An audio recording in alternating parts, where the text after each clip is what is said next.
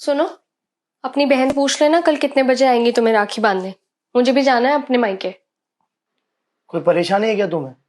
तुम इतना रूडली क्यों बात कर रही हो निशा के बारे में? अब ऐसा भी क्या कह दिया मैंने? कुछ तो बात है, वरना तुम अपनी बहन तो नहीं कहती, निशा दीदी बोलती। कोई परेशानी है तो बताओ। और ये बैंक से मैसेज आया कि तुमने एफडी तोड़वा ली है, मुझे कुछ बताया भी नहीं इस बारे में।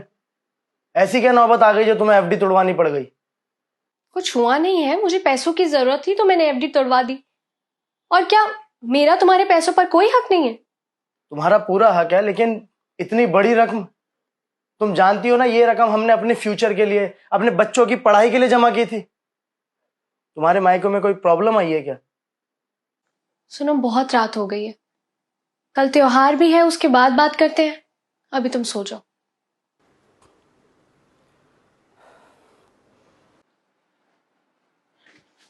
नमस्ते भैया, कैसे हो?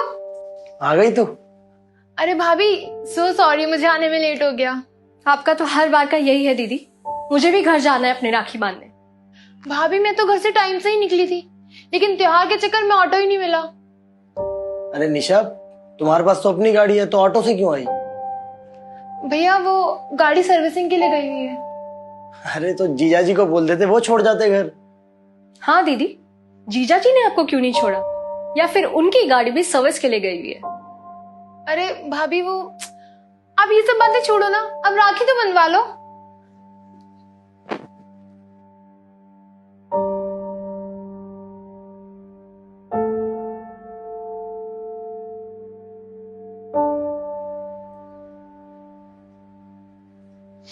अब ये बता कि गिफ्ट में क्या चाहिए तुझे? कुछ नहीं भैया, बस आपका साथ चाहिए हमेशा मुझे। वो तो नहीं मिलेगा दीदी। ये कैसी बचकानी बातें कर रही हो तुम? अरे बोलने से पहले कुछ तो सोच लो कि क्या कह रही हो। मैं कुछ गलत नहीं कह रही हूँ। अगर ये हमें अपना नहीं समझती तो हम इनका साथ क्यों देंगे? भाभी, आप ऐसा क्यों कह रही हैं? कोई गलती हो गई है क्या मुझसे? आप नाराज हैं मुझसे? दीदी, नाराजगी तो अपनों से की जाती है ना, और आप कहाँ हमें अपना समझती है? सच में भाभी, ऐसा कुछ नहीं है। भैया, आप ही समझाओ ना भाभी को, वो क्यों मुझसे नाराज है? क्या हुआ? क्यों त्योहार वाले दिन निशा का दिल दुखा रही है? हुआ क्या है तुम्हें? मुझे कुछ नहीं हुआ है। राखी तो तुमने बनवा ली ना, अब राखी का गिफ्ट भी दे दो अपनी बहन को। क्या है ये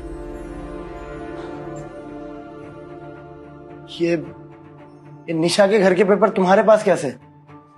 इस बात का जवाब दीदी ही देंगी, जिन्होंने हमें बिल्कुल पराया कर दिया। निशा, क्या है ये सब? सच में भैया, मुझे खुद समझ नहीं आ रहा कुछ। आकाश, ये दीदी के घर के पेपर्स है जो इन्होंने गिरवी रख दिया था। गिरवी? हाँ आकाश, गिरवी। और तुम्हें पता है दीदी ऑटो से क्यों आई है?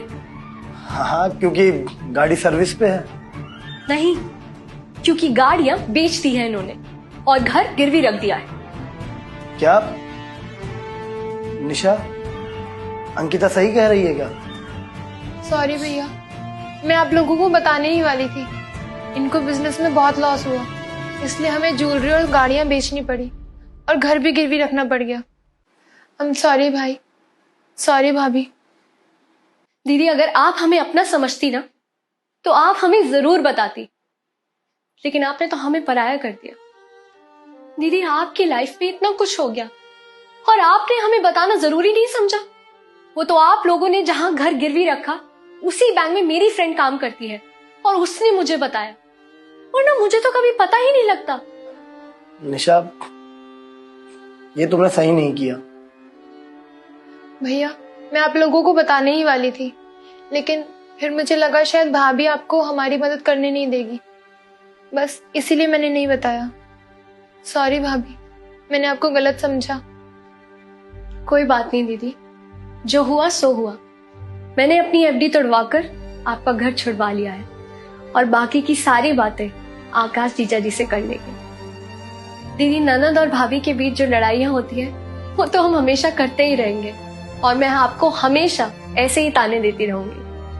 पर दीदी, मुझे इस रक्षाबंधन पर आपसे एक वादा चाहिए कि आपको जब भी हमारी जरूरत होगी आप हमें हमेशा बताएंगे। सुख में भले ही आप हमें याद ना करें, पर दुख हमेशा हमारे साथ शेयर करेंगे।